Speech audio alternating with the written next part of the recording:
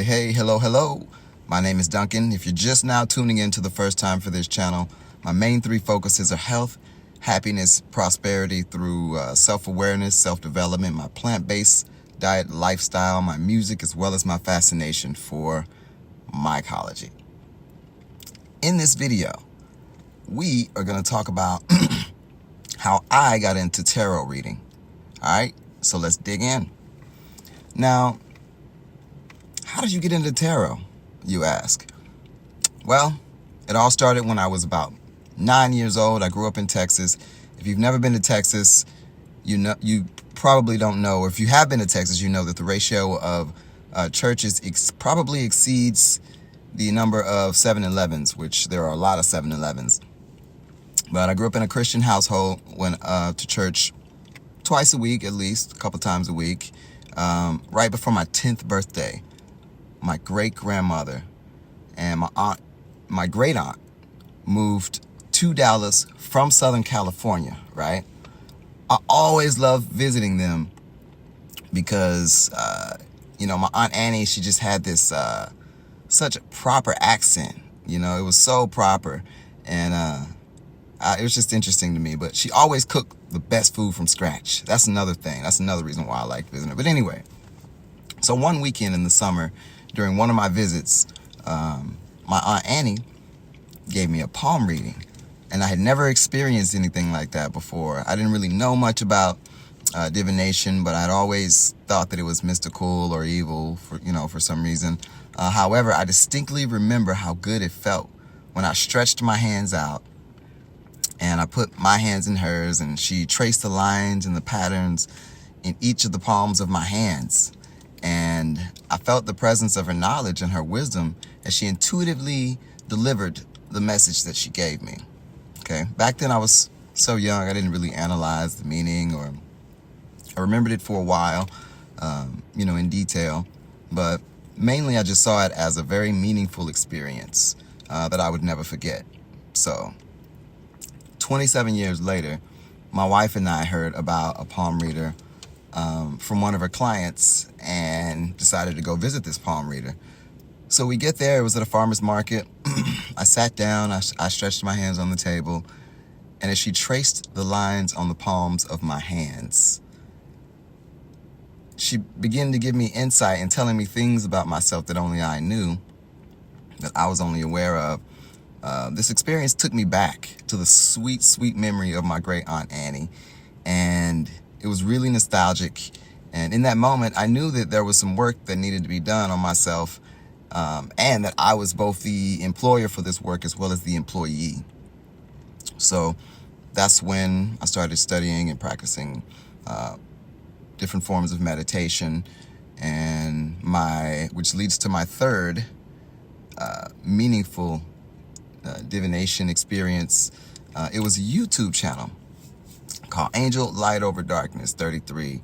And at the time, a close friend / brother of mine was experiencing in a spiritual awakening, and recommended that I tune into her live streams.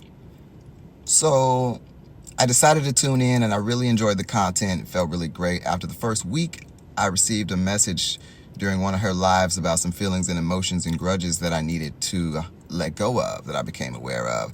I was the only one that knew about these changes in these feelings and these emotions that needed to be changed.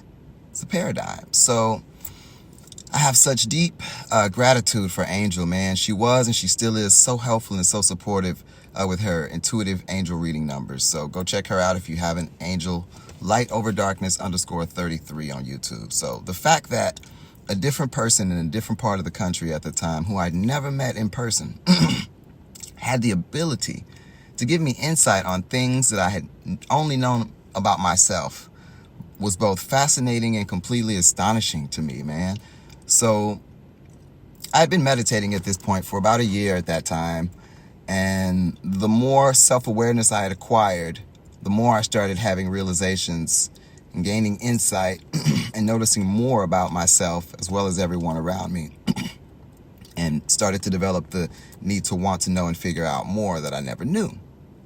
So, which leads to the fourth divination experience.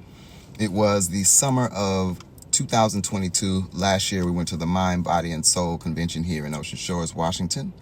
My wife had a booth for her practice, and I was really excited to go to this convention because I missed it last year for one, and I knew that I wanted to get a reading. I felt like it was time, for me to receive another message of some sort.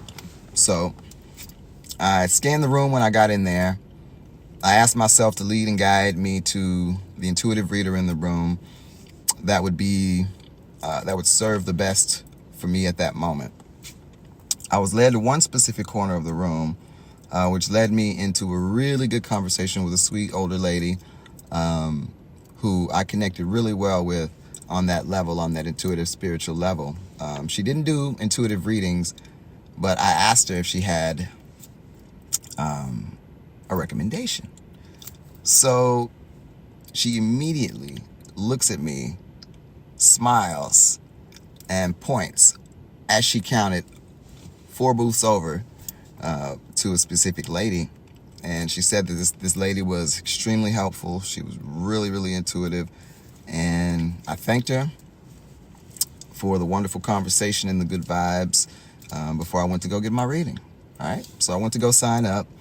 There were people in front of me, so I passed the time around. I walked through the convention center to check out some vendors and some booths, and it was really cool. So I get back to the booth for my reading appointment, and I sit down, and I notice the mood is extremely calm.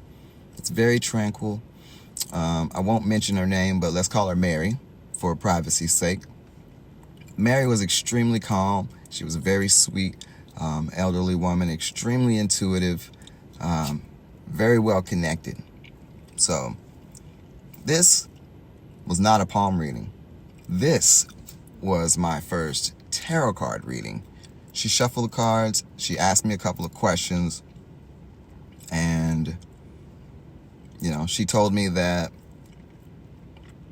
if it may get a little uncomfortable with her giving me information, providing me with information that only I knew about. And so we went into it, and she told me things about myself that only I knew. Of course she did. And I definitely felt a couple of different presence of a couple of my ancestor relatives. And I felt like definitely one was my aunt, my great aunt, or not my great aunt, excuse me, my aunt Esther, and my grandfather. And it was amazing experience. It was amazing to feel their presence and to receive their knowledge and wisdom. It was very insightful and extremely meaningful, and it was very helpful to me. It was another one of those life-changing moments that kind of steer you into the right direction or confirm that you're going into the right direction, one or the other, if not both. So for me, in this experience, it was both. And like I said, I can't say enough how much of an amazing, meaningful experience it was. And I remember during the reading, getting really emotional and having really emotional release. And like I said, it was just the presence that I felt, through the words and the tones and the words that were said and how they were said, and I felt that presence. So that's immediately in that moment, I knew that tarot was something that I was extremely interested in, and it's something that I wanted to connect with as a tool for meditation and creativeness and learning and receiving more insight. So I started doing that. I started doing more research, started learning more, meditating more, asking more questions, just sitting and listening.